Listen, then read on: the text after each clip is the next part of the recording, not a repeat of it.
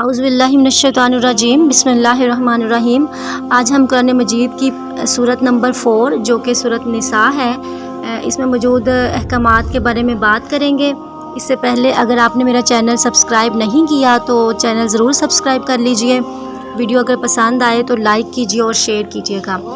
سورت نساء جو کہ 176 آیات اور 24 رکوع پر مشتمل ایک مدنی سورت ہے۔ امرات عورت کو کہتے ہیں جس کی جمع نساء ہے، جس کے معنی عورتیں یا خواتین ہیں۔ اس صورت میں عورتوں کے انتہائی اہم اور حساس مسائل زیر بحث آئے ہیں، اس لیے اس کا نام سورت نساء رکھا گیا ہے۔ معاشرتی اور قومی مسائل کے ساتھ تشریعی مسائل اور ہجرت اور جہاد پر سیر حاصل گفتگو، غیر مسلم اقوام کے ساتھ تعلقات کی نوعیت، میراث کے احکام، کلالہ کا مسئلہ، عقائد پر بحث، منافقین کا تذکرہ اور یہود و نصارہ کے مکروہ چہرے کی نقاب کشائی جیسے اہم موضوعات پر تفصیل سے بات کی گئی ہے۔ تقوی اختیار کرنے کی تلقین کے ساتھ سورت کی ابتدا کی گئی ہے اور اللہ کی قدرت کا بیان ہے کہ آدم و حوا علیہ السلام کی معجزانہ تخلیق کے بعد بے شمار انسانوں کو اس جوڑے کی سلب سے پیدا کر کے اس سرزمین پر پھیلا دیا۔ اس میں یہ بھی اشارہ ہے کہ ایک ماں باپ کی اولاد ہونے کے ناطے تمام انسانوں کو ایک گھرانے کے افراد کی طرح باہمی اتفاق و اتحاد سے زندگی بسر کرنی چاہیے۔ پھر یتیموں کی کفالت اور ان کے اموال کی دیانتداری کے ساتھ حفاظت کا حکم دیا گیا ہے۔ 4 تک بیویاں رکھنے کی اجازت بشرطے کہ ان میں عدل و انصاف قائم رکھنے کا بیان ہے۔ مہر کی ادائیگی بطیب خاطر کی جائے اور خواتین چاہیں تو اپنا مہر معاف بھی کر سکتی ہیں۔ معاشرہ میں ناسمجھ افراد کی نگہداشت اور ان کی مالی سرپرستی کا حکم دیا گیا ہے۔ پھر وراثت کے موضوع پر تفصیلی گفتگو اور تمام وارثوں کے حصے متعین کر کے بتایا گیا ہے کہ وارثوں کے استحقاق کو اللہ تم سے بہتر جانتے ہیں۔ وراثت کی تقسیم سے پہلے میت کے قرض کی ادائیگی اور وصیت پر عمل درآمد کی تلقین ہے۔ زنا اور لواطت کے لیے ابتدائی قانون سازی کی گئی ہے۔ عورتوں کو ان کی مرضی کے خلاف زبردستی کسی کے نکاح میں دینے اور ان کے مہر میں خورد برد کرنے سے منع کیا گیا ہے۔ والد کے انتقال کے بعد اس کی منکوحہ سے نکاح پر پابندی لگائی گئی ہے اور محرمات جیسے کہ میں فہرست بتائی گئی ہے کہ ان خواتین سے نکاح حرام ہے، جیسے کہ ماں، بیٹی، بہن، پھوپھی، خالہ، بھتیجی، بھانجی، رضائی ماں، رضائی بہن، ساس، بہو، اور جس منکوحہ کا شوہر موجود ہو ان خواتین سے نکاح کرنا جائز نہیں ہے۔ عفت و عصمت اور نسل انسانی کے تحفظ اور شہوت کی تسکین کے لیے زنا کی بجائے نکاح کا راستہ اختیار کیا جائے۔ اگر غیر منکوحہ آزاد عورت میسر نہ آئے تو مالکان کی اجازت سے باندیوں یعنی کہ لونڈیوں کے ساتھ بھی نکاح کیا جا سکتا ہے۔ زنا میں مبتلا ہونے کی صورت میں باندی کی سزا آزاد عورت سے نصف ہوگی۔ کسی کا مال ناجائز طریقے سے کھانا حرام ہے، البتہ باہمی رضامندی کے ساتھ تجارتی بنیادوں پر قیمت ادا کر کے استعمال کر سکتے ہیں۔ خودکشی حرام ہے۔ کبیرہ گناہوں سے بچنے والوں کے صغیرہ گناہ معاف کر دیے جاتے ہیں۔ مردوں اور عورتوں کی جسمانی صلاحیتوں میں جو فرق رکھا ہے اس کے پیش نظر ایک دوسرے سے برابری کی تمنا نہ کریں۔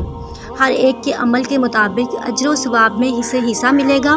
اللہ سے اس کا فضل مانگنا چاہیے۔ مردوں کو عورتوں پر جو 2 وجوہ سے برتری عطا کی گئی ہے، نمبر 1 انہیں خلقی طور پر جسمانی فضیلت حاصل ہے، نمبر 2 گھریلو معاملات میں مالی اخراجات کی ذمہ داری ان پر عائد ہے۔ پاکیزہ خواتین وہ ہیں جو اطاعت و شعار اور اپنی عفت و پاک دامنی کی محافظ ہوں۔ نافرمانی کرنے والی عورتوں کو واعظ و نصیحت کریں اور زن و شوئی کے تعلقات منقطع کریں اور مناسب سزا دے کر انہیں راہ راست پر لانے کی کوشش کریں۔ اگر وہ فرما برداری اختیار کر لیں تو انہیں ستایا نہ جائے۔ اگر میاں بیوی کے اختلافات حد سے تجاوز کر جائیں تو جانبین کی اطراف سے ایک نمائندہ کو باہمی مذاکرات سے مسئلہ کو حل کرنے کے لیے مقرر کر دیا جائے۔ اگر دونوں مخلص ہوں گے تو اختلافات کو ختم کرنے کا کوئی نہ کوئی راستہ ضرور نکل آئے گا۔ حقوق اللہ کے ساتھ حقوق العباد کا بھی اہتمام کرو۔ اللہ کی عبادت کرو، شرک سے گریز کرو، والدین، رشتہ داروں، یتیم، مسکین، پڑوسی، مسافر وغیرہ کے ساتھ حسن سلوک کرو۔ اللہ تعالیٰ ایک ذرہ برابر بھی ظلم نہیں کرتے۔ اگر کوئی شخص نیکی کرتا ہے تو اللہ تعالیٰ بڑھا چڑھا کر اسے اجر عطا فرماتے ہیں۔ ہر امت میں سے گواہ لائے جائیں گے اور ان سب پر محمد علیہ السلام کو بطور گواہ پیش کیا جائے گا۔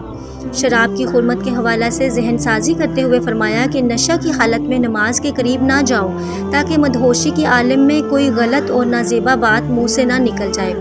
اس کے بعد جنابت اور تیمم کے بعض مسائل ذکر کیے ہیں، اور پھر یہودیت کی مکروہ ذہنیت کا پردہ چاک کرتے ہوئے ان کی بعض سازشوں اور خرابیوں کا بیان کیا ہے۔ امانت کو اس کے مستحقین تک پہنچانے کا حکم دیا، اللہ اور اس کے رسول اور اولو الامر کی اطاعت کی تلقین فرمائی۔ بعض لوگ ایمان کے دعوے کے باوجود اللہ کے باغی رہنماؤں سے اپنے فیصلے کراتے ہیں، جبکہ انہیں طواغیت سے برات کا حکم دیا گیا ہے۔ شیطان انہیں بہت دور کی گمراہی میں ڈالنا چاہتا ہے۔ جب انہیں اللہ کے کلام کے مطابق فیصلہ کرانے کی دعوت دی جاتی ہے تو یہ لوگ اس راستہ میں رکاوٹیں پیدا کرنے لگتے ہیں۔ پھر ایک واقعے کی طرف اشارہ ہے۔ ایک منافق اور ایک یہودی میں اختلاف ہوا۔ حضور اکرم صلی اللہ علیہ وآلہ وسلم نے دلائل کی روشنی میں فیصلہ یہودی کے حق میں دے دیا۔ منافق نے حضرت عمر رضی اللہ سے انصاف مانگا، انہوں نے اسے قتل کر دیا کہ جو شخص رسول خدا کے فیصلے کو انصاف کے منافی خیال کرے اور انصاف کا تقاضا ہے کہ اسے زندگی کی قید سے آزاد کر دیا جائے۔ اس پر قرآن کریم نازل ہوا کہ تمہارے رب کی قسم ہے کہ وہ شخص ایمان سے خالی ہے جو اپنے اختلافات میں آپ صلی اللہ علیہ وآلہ وسلم کے فیصلوں کو بلا چونچ راہ تسلیم نہ کرے۔ اس کے بعد فرمایا کہ اللہ اور اس کے رسول کی اطاعت کرنے والے اللہ کے انعام یافتہ بندوں، انبیاء، صدیقین، شہداء اور صالحین کے ساتھ جنت میں ہوں گے۔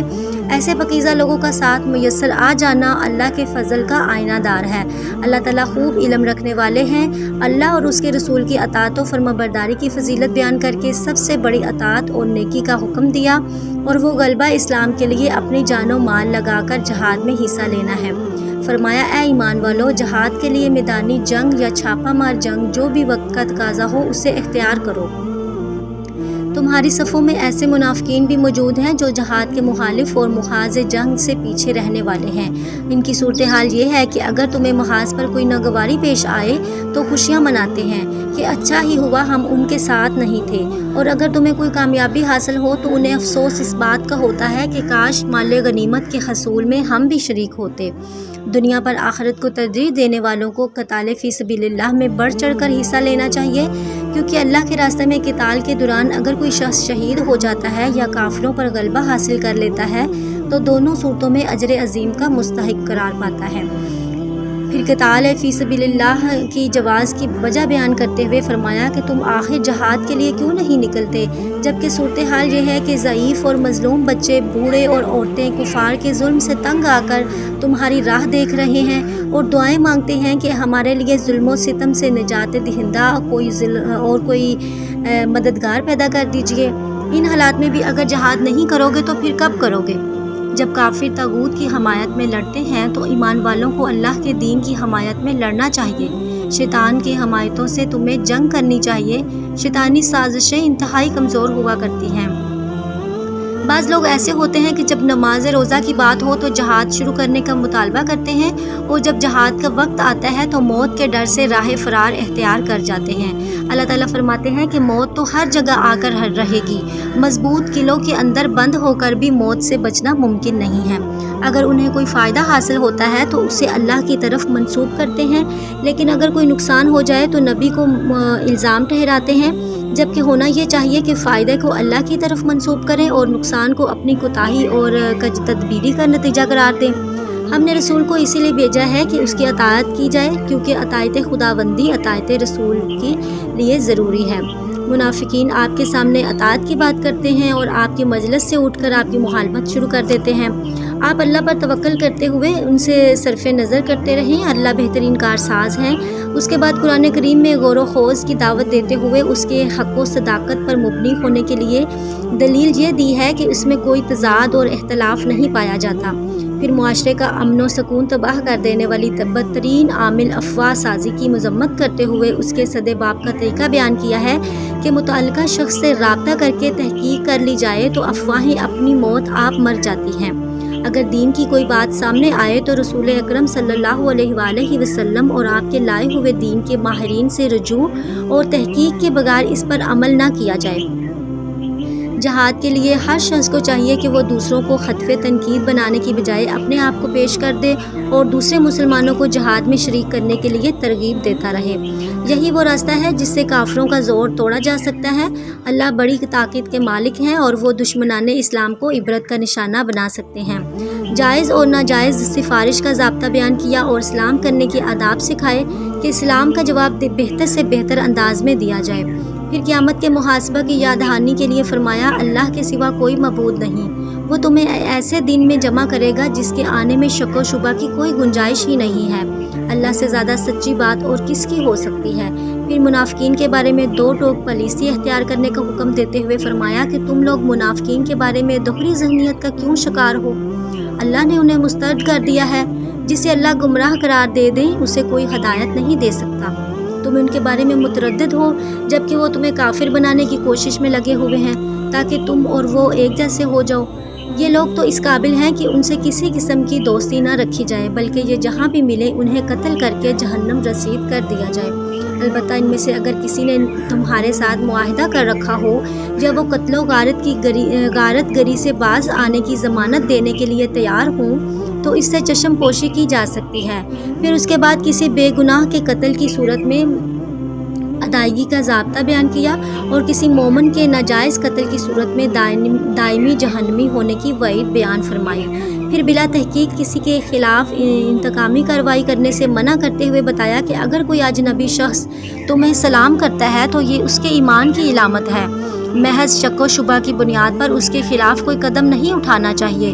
پھر محاذ جنگ پر مصروف عمل مجاہد کی فضیلت بیان کرتے ہوئے بتایا کہ مجاہدین اور قائدین ہمسر نہیں ہیں، یعنی جہاد سے پیچھے رہنے والے جہاد کرنے والوں کے برابر نہیں ہو سکتے۔ ہر مسلمان سے اللہ نے اجر و ثواب کا وعدہ کر رکھا ہے، مگر مجاہدین کا مرتبہ اور مقام بہت بڑا ہے۔ پھر ہجرت کے موضوع پر گفتگو کرتے ہوئے بتایا کہ اگر کوئی شخص مسلمان ہونے کا دعوے دار ہو کر بھی ایسی جگہ سے ہجرت نہ کرے جہاں اسے دین پر عمل کرنے کی اجازت نہ ہو تو اس کے ایمان کا کوئی اعتبار نہیں ہے۔ اللہ کے نام پر ہجرت کرنے والوں کو اللہ تعالیٰ بڑی وسعت اور فارغ البالی نصیب فرماتے ہیں۔ پھر جہاد اور نماز کی اہمیت کے ایک قرآنی حکم کا تذکرہ ہے۔ مسلمان غزوہ بنی المصطلق کے موقع پر جب ظہر کی نماز پڑھنے لگے تو کافروں نے کہا کہ ہمیں اگر پہلے سے معلوم ہوتا تو اس حالت میں ایک دم حملہ آور ہو کر مسلمانوں کو نیست و نابود کرنا بہت آسان تھا۔ انہوں نے عصر کی نماز میں حملہ کرنے کی پلاننگ کر لی، جس پر اللہ تعالیٰ نے اپنے نبی کو کافروں کے اس خفیہ تدبیر کی اطلاع بھی دی اور اس کے سد باب کے لیے صلاۃ الخوف کا طریقہ بھی بیان کر دیا کہ اگر دشمن سے جان کا خطرہ ہو تو نماز کے لیے اس طرح صف بندی کی کریں کہ ایک صف امام کے ساتھ نماز کی ایک رکعت مکمل کر لیں، دوسری صف نیت باندھ کر کھڑی رہے اور دشمن کی نقل و حرکت پر نگاہ رکھے، پھر دوسری صف ایک رکعت امام کے ساتھ مکمل کر لے اور پہلی صف پیچھے ہٹ کر دشمن کے اچانک حملہ کی صورت میں جوابی کارروائی کے لیے تیار رہے۔ پھر امام اپنی نماز مکمل ہونے پر سلام پھیر دے اور دونوں صفیں باری باری اپنی باقی ماندہ نماز پوری کر لے۔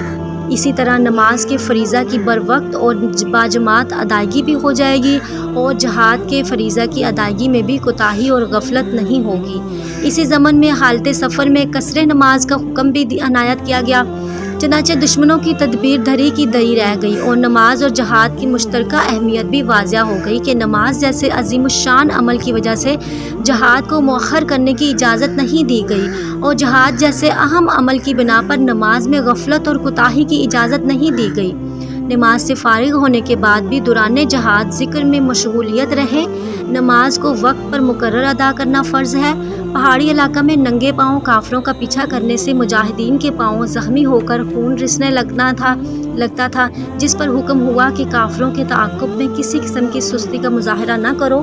اگر تمہیں تکلیف پہنچتی ہے تو کافر بھی آرام سے نہیں بیٹھے ہوئے، انہیں بھی اپنا بچاؤ کرتے ہوئے زخم سہنے پڑ رہے ہیں، مگر مسلمان اور کافر کی تکلیف میں بنیادی فرق یہ ہے کہ تمہیں ہر تکلیف اور زخم پر اللہ کے ہاں سے اجر و ثواب ملے گا، جبکہ ان کی تکلیف اور دکھ انہیں مزید جہنم کے قریب کر دے گا۔ اس کے بعد ہر حال میں عدل و انصاف کا مظاہرہ کرنے کی تلقین ہے۔ واقعہ یہ ہوا تھا کہ کسی گھر میں چوری ہو گئی تھی۔ چور انتہائی چالاک اور چرب لسان تھے۔ انہوں نے کسی بے گناہ کو پھنسا کر اپنا دامن بچانے کی کوشش کی۔ بعض لوگ ان کی چرب لسانی سے متاثر ہو کر انہیں بری کرانا چاہتے تھے۔ قرآن کریم نے ان کے جرم کو تشت و اذبام کرتے ہوئے تاکید فرمائی کہ بلا تحقیق کسی مجرم کی حمایت کرنے کی بجائے عدل و انصاف کے قانون کے مطابق فیصلہ کر کے مجرمین کو سزا دینی چاہیے۔ دنیا میں اگر تم نے کسی مجرم کو بچا بھی لیا تو کل قیامت میں اللہ کی گرفت سے اسے کوئی بچا نہیں پائے گا۔ جس نے جرم کیا سزا بھی اسی کو ملنی چاہیے۔